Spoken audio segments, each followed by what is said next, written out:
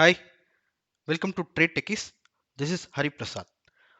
Futures and Options video series பார்க்க போகிறோம். அதில் இந்த வீடியோவில் ஃபியூச்சர்ஸ்னா என்ன, ஃபியூச்சர்ஸ் கான்ட்ராக்ட்னா என்ன, ஃபியூச்சர்ஸ் ட்ரேடிங்னா என்னன்றதை பார்க்குறோம். What is features?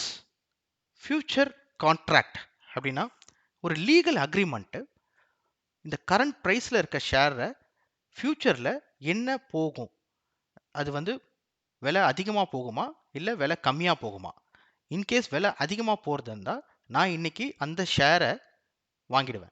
வாங்கிட்டு அதோட எக்ஸ்பைரி டைம்குள்ளே அந்த ஷேரை வந்து நான் வித்துடணும், இல்லை எக்ஸ்பைர் ஆகும்போது அந்த ஷேரை காசு கொடுத்து மொத்தமாக வாங்கிடுவேன். இன்கேஸ் ஃப்யூச்சரில் அந்த பர்டிகுலர் ஷேர் இறங்க போகுதுன்னா நான் இன்னைக்கு அந்த ஷேரை வந்து கரண்ட் ப்ரைஸில் விற்றுட்டு ஃப்யூச்சரில் அது டவுனில் போகும்போது வாங்கி வச்சிருவேன். ஸோ எனக்கு ரெண்டு சைடுமே ப்ராஃபிட் பண்ண முடியும். அட் தி சேம் டைம் எனக்கு என்னோட ப்ரெடிக்ஷன் தப்பாக போச்சுன்னா எனக்கு லாஸ் ஆகிடும். ஸோ இதுதான் ஃபியூச்சரில் ஒரு கான்ட்ராக்ட் போடுறது, ஒரு legal agreement between pier and seller. So இந்த ஃபியூச்சர் கான்ட்ராக்ட்டுக்கு ஒரு ஹிஸ்ட்ரி இருக்குது. எதனால் இந்த ஃபியூச்சர் கான்ட்ராக்ட் ட்ரேடிங்குள்ளே வந்துச்சுன்னு. அதுக்கு முன்னாடி இது வந்து ஒரு இன்வெஸ்ட்மெண்ட் டூல் இல்லை. ஸோ இன்வெஸ்டர்ஸு ஃபியூச்சர் ட்ரேடிங் பண்ணவே கூடாது. This is only for traders. So ட்ரேடர்ஸ்க்காக மட்டுமே இருக்கிற டூல். அண்ட் இது பிகினர்ஸ்க்கான டூல் இல்லை. இது அட்வான்ஸ்டான traders, technically specialist or fundamentally specialist, அவங்களால மட்டும்தான் இந்த ஃபியூச்சர்ஸ் ட்ரேடிங்கில் பண்ண முடியும். ஏன்னா இதில் நம்ம ஒரு நம்பர் ஆஃப் ஷேர்ஸ் வந்து ஒன்றோ ரெண்டோலாம் பண்ண முடியாது. இது ஒரு லாட் சைஸ். ஸோ லாட் சைஸில் பண்ணும்போது இதில் ரிஸ்க்கும் அதிகமாக இருக்குது, but at the same time நமக்கு ஹை ரிட்டனும் இருக்குது. அதனால் இது வந்து ட்ரேடர்ஸ்க்கான ஒரு டூல், ஒரு ட்ரேடிங் மெக்கானிசம் சொல்லலாம். இதோட ஒரு சின்ன எக்ஸாம்பிள் எப்படி இந்த ஃபியூச்சர்ஸ் ஒர்க் ஆகும்னு. ஃபார் எக்ஸாம்பிள், ஒரு ஃபார்மர் இருக்காரு. அவர் வந்து அரிசி விளைவிச்சிட்டு இருக்காரு. அவருக்கு வந்து இன்னும் ஒரு 3 மந்த்தில் அறுவடை இருக்குது. இப்போ வந்து ஃபார் எக்ஸாம்பிள் ஒரு கிலோ அரிசி வந்து 500 ருபீஸ் போயிட்டு இருக்குன்னு வச்சுக்கோங்களேன். 1 கேஜி வந்து 500 ருபீஸ் ஆர் 50 ருபீஸ்னு எடுத்துக்கலாம். ஸோ 50 ருபீஸ் ஒரு கேஜி போயிட்டு இருக்கு. இப்போ ஒரு ஏஜென்ட் வராரு. அவர் என்ன சொல்றாருன்னா அந்த ஃபார்மர் கிட்ட, ஓகே நான் என்ன பண்ணுறேன், 50 ருபீஸ்க்கு உங்ககிட்ட 1 கேஜி வாங்கிக்கிறேன். இப்போ இல்லை, நீ எப்போ அந்த 3 மந்த்ஸ்க்கு அப்புறம் நீ எனக்கு 50 ருபீஸ்க்கு 1 கேஜி வித்துரு. ஃபார்மர் என்ன சொல்கிறாரு, என்னால் 1 கேஜி 2 கேஜிலாம் விற்க முடியாது, நான் வந்து 1000 கேஜிஸாக தான் மினிமம் ஒரு விற்பேன் அப்படின்னு. Okay fine. ஸோ இதுக்கு ஒரு அக்ரிமெண்ட்டுக்குள்ளே வராங்க. இந்த ஏஜென்ட்டுக்கு ஏன் இந்த 50 ருபீஸ்க்கு இன்றைக்கே வாங்கணும்? ஃபஸ்ட்டு அவர் என்ன ப்ரெடிக்ட் பண்ணுறாருன்னா, இன்னும் ஒரு 3 மந்த்ஸில் ஏதோ ஒரு அரிசி தட்டுப்பாடு வரும், இல்லைன்னா அரிசி விலை ஏறும். ஃபார் எக்ஸாம்பிள் அரிசி விலை ஏறும் அப்படின்றதுனால அவர் என்ன ப்ரெடிக்ட் பண்ணுறாரு, ஓகே ஸோ நமக்கு இன்றைக்கே நம்ம இதை கான்ட்ராக்ட் போட்டு வச்சுட்டா 3 மந்த்ஸ்க்கு அப்புறம் வந்தவுடனே அரிசி விலை ஏறிச்சுன்னா நான் ப்ராஃபிட் வந்துடுவேன் அப்படின்னு. இதில் ஃபார்மருக்கு என்ன அட்வான்டேஜ் அப்படின்னா, இன்கேஸ் விலை இறங்குச்சு 50 ருபீஸ்லேருந்து 40 ருபீஸ் ஆச்சுன்னா கூட அவர் கான்ட்ராக்ட் 50 ருபீஸ்க்கு தான். ஸோ ஃபார்மருக்கு இன்றைக்கே அந்த அமௌண்ட் அஷ்யூர்டாக இருக்குது. ஸோ என்ன பண்ணுறாங்க, இவங்க 2 பேரும் ஒரு அக்ரிமெண்ட்டுக்குள்ளே வராங்க. இந்த அக்ரிமெண்ட் என்ன பண்ணுறாங்கன்னா, okay so 50 rupees into 1000 KG, so 50,000 KG, 50,000 rupees. இந்த 50,000 ருபீஸை இப்போ நான் பே பண்ண மாட்டேன், ஏஜென்ட் சொல்கிறாரு. ஓகே அதில் நான் என்ன பண்ணுவேன், ஒரு 10% நான் பே பண்ணுறேன்.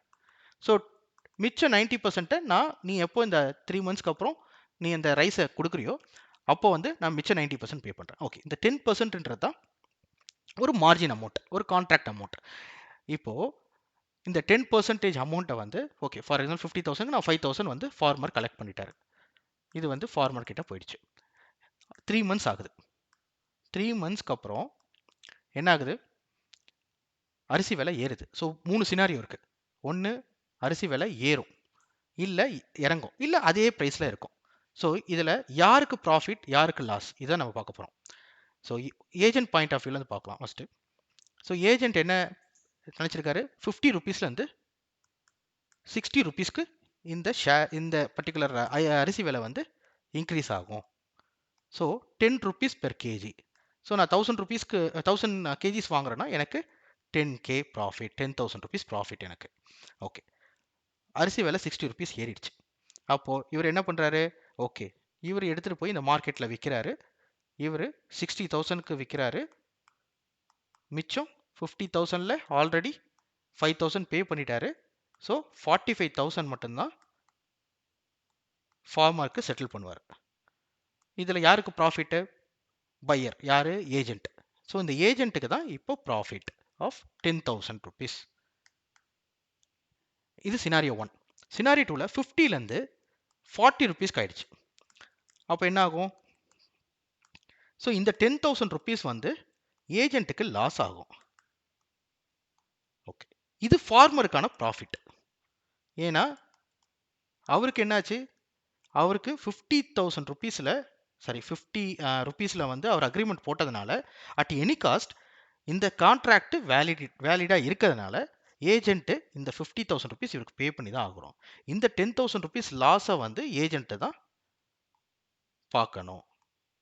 இவர் தான் அந்த லாஸை வந்து எடுத்துக்கணும்.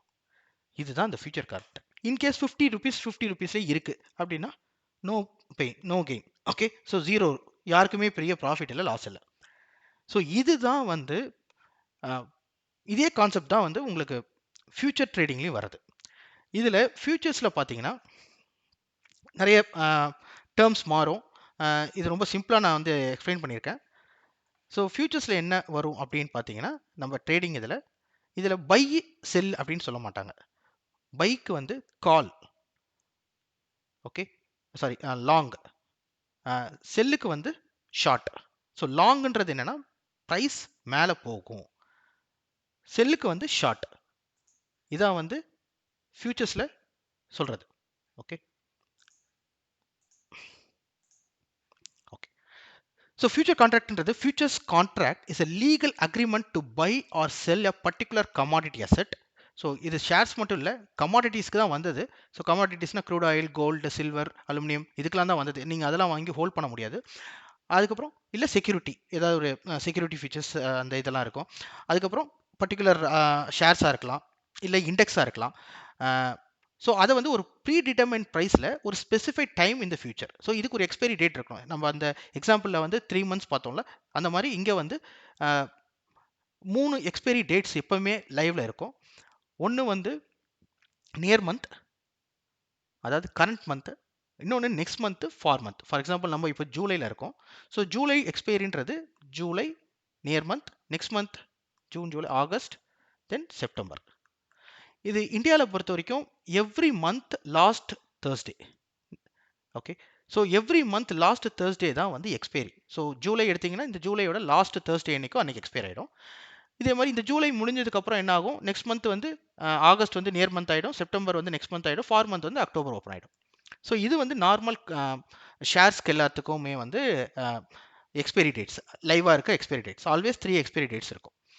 இன்னொன்று வந்து இதில் நம்ம அங்கே பார்த்தோம்ல, நீங்கள் டோட்டலாக 100% வந்து நீங்கள் இந்த ஃபார்மருக்கு ஏஜென்ட் தரலை. அதுதான் இந்த லிவரேஜ். ஸோ நீங்கள் ஒரு மார்ஜினல் அமௌண்ட் போட்டு ஒரு கான்ட்ராக்ட் போட்டுக்கலாம். இது வந்து ஒரு 10%லேருந்து 30% வரைக்கும் வேரி ஆகும். Particular I mean depends on the share. ஒவ்வொரு ஷேருக்கும் ஒவ்வொரு லிவரேஜ் இருக்கும். அது வந்து அதோட வால்யூம் பொறுத்து இருக்குது, அதோட கேபிட்டல், மார்க்கெட் கேபிட்டல், அதோட குவாலிட்டியை பொறுத்து இருக்குது. ஸோ அது வேரி ஆகும். இன்னொன்று, இதை நம்ம 1 or 2 குவான்டிட்டிஸ்லாம் வாங்க முடியாது. எப்படி அந்த ஃபார்மர் வந்து சொன்னாரோ 1 kg 2 kgsலாம் நீங்கள் வாங்க முடியாது. 1000 kgs அந்த லாட்டில் தான் நீங்கள் போக முடியும். 1000 kgs இல்லை 2000 kgs அந்த மாதிரி. ஸோ இதுலேயும் லாட் சைஸ் தான் நீங்கள் போக முடியும். ஃபார் எக்ஸாம்பிள் ரிலையன்ஸ்லாம் நீங்கள் பார்த்தீங்கன்னா ரிலையன்ஸ்க்கு வந்து 5, 10 இந்த லாட் சைஸ். இப்போ எஸ்பிஐ பார்த்தீங்கன்னா எஸ்பிஐக்கு வந்து 3000 லாட் சைஸ். ஸோ இந்த மாதிரி ஒவ்வொரு ஷேருக்கும் லாட் சைஸ் டிஃபர் ஆகும். மோராலஸ் பார்த்தீங்கன்னா அதோட வேல்யூ 100% வேல்யூ பார்த்தீங்கன்னா ஒரு லாட்டுக்கு வந்து 6 lakhs ஏதோ வரும். அதில் நீங்கள் 10% 20% பார்த்தீங்கன்னா 20% பார்த்தீங்கன்னா 6 lakhsக்கு 1.2 lakhs நீங்கள் மார்ஜின் இனிஷியலாக பே பண்ணுற மாதிரி இருக்கும். அதுக்கப்புறம் உங்களுக்கு ப்ராஃபிட் ஆகுச்சுன்னா உங்களுக்கு அந்த 1.2 lakhs ப்ளஸ் உங்களுக்கு ப்ராஃபிட்டோட சேர்ந்து உங்களுக்கு உங்கள் அக்கௌண்ட்டுக்கு வந்துடும். இன்கேஸ் மைனஸில் போச்சு, லாஸில் போகுது அப்படின்னா 1.2லேருந்து உங்களுக்கு மைனஸ் பண்ணிவிட்டு உங்கள் மிச்ச அமௌண்ட்டை உங்களுக்கு செட்டில் பண்ணிடுவாங்க உங்களோட புரோக்கர். ஸோ இதுதான் வந்து உங்களுக்கு ஃபியூச்சர்ஸில் எப்படி ட்ரேட் ஆகுறதுன்றது. எதுக்காக இந்த ஃபியூச்சர்ஸில் எடுத்துகிட்டு வந்தாங்கன்னா இந்த இது வந்து இப்போ ஃபார் எக்ஸாம்பிள் பெரிய இன்வெஸ்டர்ஸ், ஃபாரின் இன்ஸ்டிடியூஷன் இன்வெஸ்டர்ஸோ இல்லைனா டொமஸ்டிக் இன்வெஸ்டர்ஸோ இவங்கெல்லாம் என்னென்னா ஒரு ஷேரை வாங்கிட்டு இன்கேஸ் அந்த ஷேர் வந்து இறங்கிட்டாலோ ஏறிட்டாலோ ஃபியூச்சர்ஸில் வந்து ஒரு ஹெட்ஜிங்காக தான் முதல்ல ஸ்டார்ட் பண்ணாங்க. இதை ஹெட்ஜிங்னும் போது என்னென்னா நம்ம மொத்தமாக அதை வந்து வாங்கி வைக்கணும்னு அவசியம் இல்லை. அதை வந்து நம்ம ஒரு ஒரு சின்ன ஒரு மார்ஜின் கட்டினாலே போதும். இன்கேஸ் டவுன் சைட் போனால் கூட நான் வாங்கிட்டேன். ஃபார் எக்ஸாம்பிள் நான் ரிலையன்ஸ் வந்து இன்னைக்கு 1800 ருபீஸ் போயிட்டு இருக்கு. நான் ரிலையன்ஸில் இன்னைக்கு வாங்கிட்டேன். நான் எக்ஸ்பெக்ட் பண்ணுறேன் அது வந்து 2000 ருபீஸ் போகும் அப்படின்னு. பட் ஃபார் சம் ரீசன் எனக்கு 1800லேருந்து 2000 ருபீஸ் போகல அப்படின்னா என்ன ஆகும்? 1700 வந்துடுச்சு. ஸோ இந்த 100 ருபீஸ். ஸோ என்ன பண்ணியிருப்பாங்க, இங்கேருந்து இங்கே பைக் எடுத்திருப்பாங்க. ஸோ இது போகும் அப்படின்ற ப்ரெடிக்ஷனில். அதுக்கு ஹெட்ஜிங் மாதிரி என்ன பண்ணியிருப்பாங்க, இதில் ஷார்ட் பண்ணி வச்சிருப்பாங்க ரிலையன்ஸை. Future கான்ட்ராக்டில் short அடிச்சிருவாங்க. ஷார்ட்ன்றது செல் பண்ணி வச்சிருவாங்க. ஸோ இன்கேஸ் 1700 வந்தால் கூட இவங்களுக்கு பெரிய அளவுக்கு லாஸ் இருக்காது. ஸோ இந்த லாஸை ஓவர் கம் பண்ணி அந்த அதை ப்ரொடெக்ட் பண்ணுறதுக்காக தான் இந்த ஹெட்ஜிங்காக தான் எடுத்துகிட்டு வந்தாங்க ஃபியூச்சர்ஸில். இது வந்து இன்னைக்கு இதையே ட்ரேடர்ஸ் வந்து நிறைய யூட்டிலைஸ் பண்ணிக்கிறாங்க. ஏன்னா இந்த மார்ஜின் அமௌண்ட் வந்து உங்களுக்கு 10 to 30% வந்து உங்களுக்கு மார்ஜின் அமௌண்ட் இருந்தால் போதும். ஸோ லிவரேஜ் கிடைக்குது. அதனால இது இல்லாமல் உங்களுக்குன்னு ஒரு பர்டிகுலர் டைம் இருக்குது. இப்போ நீங்கள் இந்த மந்த் கான்ட்ராக்ட் பண்ணீங்கன்னா இன்னும் ஒரு 20 days 2 weeks 3 weeks இருக்குது. ஆல்மோஸ்ட் எவ்ரி கான்ட்ராக்ட்டுக்கு வந்து அந்த நியர் மந்த் கான்ட்ராக்ட்டுக்கு உங்களுக்கு ஒரு 4 weeks டைம் கிடைக்கும். ஸோ அதுக்குள்ளே இந்த ஷேர் வந்து ஒன்று ஏறலாம் இறங்கும் ஏறும் இறங்கும். ஸோ நீங்கள் இதுலேயே ட்ரேட் பண்ணுவாங்க. இங்கேருந்து நான் பைக் ஒரு லாங் எடுக்கிறேன் அப்படின்னா இங்கே வந்து 100 ருபீஸ் போயிட்டு இருக்குன்னா இங்கே 110 வரும்போது 10 டைம்ஸ் 10 பாயிண்ட்ஸ் கிடச்சிருச்சு. இந்த 10 பாயிண்ட்ஸில் வந்து நான் லிவரேஜ் வந்து வெறும் ஜஸ்ட் ஒரு 10% தான் போட்டிருக்கேன் அப்படின்னா எனக்கு வந்து 10 into ஒரு 20 டைம்ஸ் எனக்கு ப்ராஃபிட் வந்துடும். ஆர் 10 டைம்ஸ் எனக்கு ப்ராஃபிட் வரும். ஸோ 100x ப்ராஃபிட் எடுப்பாங்க. ஒரு ஷேர் 10% ஏறிச்சுனாலே இவங்க வந்து 50 to 100% இவங்களால ப்ராஃபிட் பண்ண முடியும். அட் தி சேம் டைம் லாஸும் இதே அளவுக்கு ஆகும். அதனால தான் நான் சொன்னேன் இது வந்து பிகினர்ஸ்க்கு இல்லை. அதே டைமில் இது இன்வெஸ்ட்மெண்ட் டூலும் இல்லை. இது வந்து பியூர் ஃபார் ட்ரேடர்ஸ், அதுவும் அட்வான்ஸ் லெவல் ட்ரேடர்ஸ். இதில் மேக்ஸிமம் கெயினும் இருக்குது, மேக்ஸிமம் லாஸும் இருக்குது. டெக்னிக்கல் அனலைஸ்லாம் பண்ணாமல் இல்லை ஃபண்டமெண்டல் தெரியாமல் இதில் ட்ரேட் பண்ணால் 99% கண்டிப்பாக லாஸ் ஆகும்.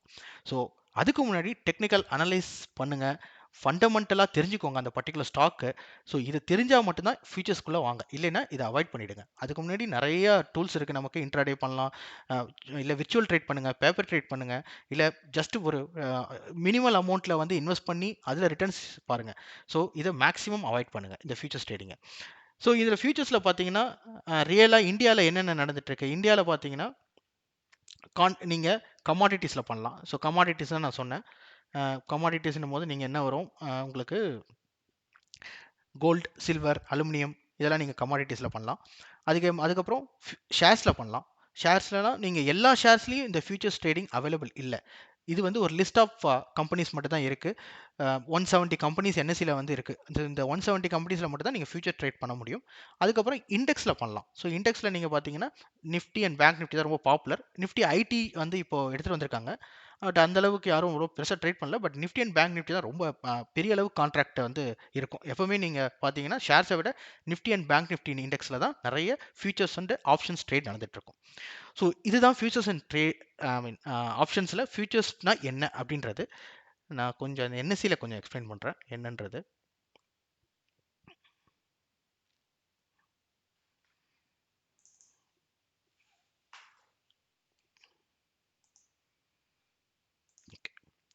ஸோ என்எஸ்சியில் பார்த்தீங்கன்னா ஈக்விட்டி ஸ்டாக்ஸு. ஸோ இதை நம்ம ஏற்கனவே பார்த்துருக்கோம் மற்ற வீடியோஸில். நிஃப்டி 50, நெக்ஸ்ட் 50 இந்த மாதிரி இருக்கும். அப்புறம் sector, so Nifty auto, bank இந்த மாதிரி செக்டார்ஸோட இண்டிசஸ்லாம் தெரியும். இன்னொன்று thematic, so commodities, infrastructure, so அதெல்லாம் வந்து இதில் இருக்கும்.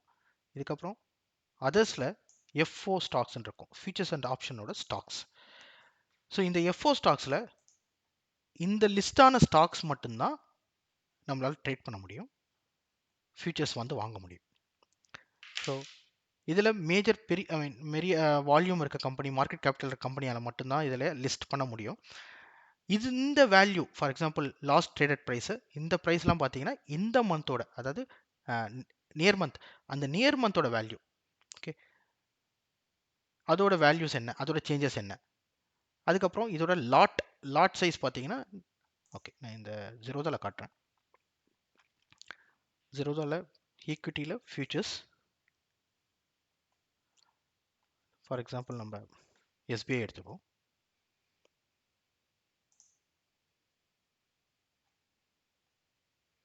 SBI India.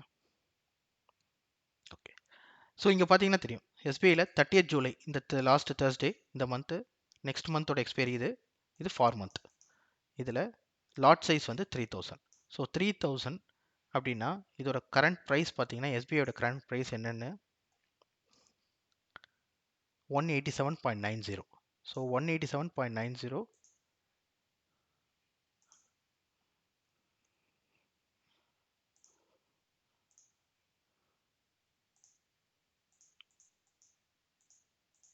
into 3000, which comes to around 5,63,700. So நீங்கள் நார்மலாக நீங்கள் 3000 நம்பர் ஆஃப் ஷேர்ஸ் நீங்கள் எஸ்பிஐயில் வாங்கணும்னா 5,63,700 ருபீஸ் நீங்கள் பே பண்ணணும். ஆனால் இங்கே மார்ஜின் கொடுத்துருப்பாங்க. ஸோ நீங்கள் 1,95,339 மார்ஜின் கொடுத்தா போதும், நீங்கள் 3000 குவான்டிட்டிஸை ட்ரேட் பண்ணலாம். ஸோ இது பார்த்தீங்கன்னா 35.21% மார்ஜின் தராங்க. ஆக்சுவலி இந்த மார்ஜின்லாம் ரொம்ப கம்மியாக இருந்துச்சு. இப்போ இந்த மார்க்கெட் வாலட்டைலாக இருக்கிறதுனால இப்போ எல்லாமே கொஞ்சம் மார்ஜின் இன்க்ரீஸ் பண்ணிட்டாங்க. பட் நார்மலாக வந்து 10 to 20% இருக்கும், அவ்வளோதான் இருக்கும். ஸோ மார்ஜின் அமௌண்ட் பார்த்தீங்கன்னா ஆல்மோஸ்ட் எல்லா மந்த்துக்கும் அதே சேம் தான் இருக்கும், கொஞ்சம் வேரி ஆகும். ஏன்னா ப்ரைஸ் பார்த்தீங்கன்னா ப்ரைஸும் மாறும். இந்த மந்த் பார்த்தீங்கன்னா 184.95, நெக்ஸ்ட் மந்தோட எக்ஸ்பைரியில் பார்த்தீங்கன்னா 185.25, ஃபார் மந்தில் பார்த்தீங்கன்னா 185.5.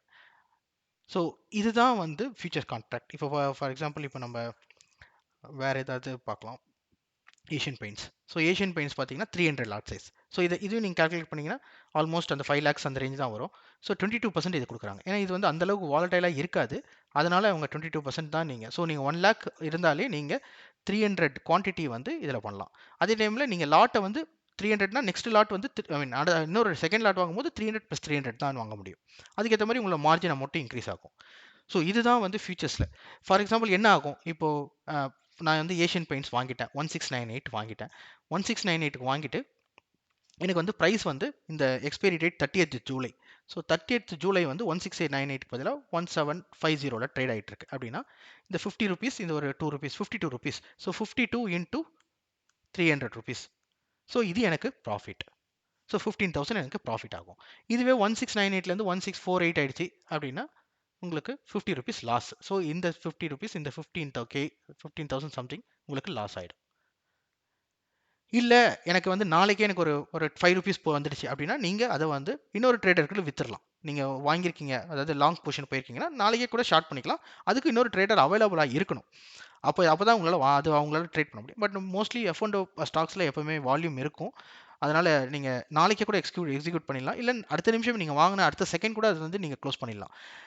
இல்லை நீங்கள் எக்ஸ்பைரி வரைக்கும் வெயிட் பண்ணுறீங்க அப்படின்னா, எக்ஸ்பைரி ஆகும்போது இன்கேஸ் இந்த பொசிஷனை நீங்கள் க்ளோஸ் பண்ணலை அப்படின்னா என்ன ஆகும்னா, 6 மந்த்ஸ்க்கு முன்னாடி வரைக்கும் ஆட்டோமேட்டிக்காக உங்கள் புரோக்கர் வந்து அந்த ட்ரேடை க்ளோஸ் பண்ணிட்டு இருந்தாங்க, பொசிஷனை வந்து க்ளோஸ் பண்ணாங்க. ஆனால் இப்போ வந்து செபி என்ன பண்ணிட்டாங்கன்னா, கண்டிப்பாக நீங்கள் லாங் பொசிஷன் போயிருக்கீங்கன்னா நீங்கள் செட்டில் பண்ணியே ஆகணும். நீங்கள் எக்ஸ்பைரிக்கு முன்னாடி நீங்கள் க்ளோஸ் பண்ணலை, ஃபார் எக்ஸாம்பிள் ஏதோ ஒரு ரீசனுக்காக நீங்கள் க்ளோஸ் பண்ணலை அப்படின்னா நீங்கள் இதோட ஓவரால் அமௌண்ட்டை கொடுத்து, ஃபார் எக்ஸாம்பிள் 6 lakhs வருதுன்னா, இந்த 300 ஷேர்ஸ் இன்ட்டு 1700 6 lakhs வருதுன்னா 6 lakhs அமௌண்ட்டை கொடுத்து நீங்கள் அதை செட்டில் பண்ணணும். இல்லைன்னா அதை வந்து அவங்க ஒரு 2 days 3 daysல ஏலத்தில் விடுவாங்க அந்த ஷேர்ஸை. அதுக்கப்புறம் யாராவது அதை வாங்குறதுக்குன்னா அதை கண்டிப்பாக நமக்கு 10-20% லாஸ் ஆகிடும். ஸோ ஃபியூச்சர்ஸில் போகிறீங்கன்னா 100% எக்ஸ்பைரிக்கு முன்னாடி க்ளோஸ் பண்ணிவிடுங்க. இல்லைன்னா நமக்கு பெரிய ரிஸ்க் இருக்குது, பெரிய லாஸ் இருக்கும். ஸோ அவங்க வந்து பிட்டிங்கில் போயிட்டாங்கன்னா அதை வந்து ஏலத்தில் இருக்கும்போது ரொம்ப சீப்பாக தான் அதை கேட்பாங்க. ஸோ அது வந்து நம்ம கண்டிப்பாக 20-20% லாஸ் ஆகிடும். ஸோ அது பெரிய ரிஸ்க். ஸோ இதுதான் நம்ம வந்து இந்த ஃபியூச்சர்ஸ் மார்க்கெட்டில் என்ன ஃபியூச்சர்ஸ்னா என்ன, ஃபியூச்சர்ஸ் ட்ரேடிங்னா என்னன்றது பார்க்கணும். ஸோ தேங்க்ஸ் ஃபார் வாட்சிங். உங்களுக்கு doubts, suggestions or queries, comments எது வந்தாலும் கமெண்ட் செக்ஷனில் கமெண்ட் பண்ணுங்கள். தேங்க்யூ.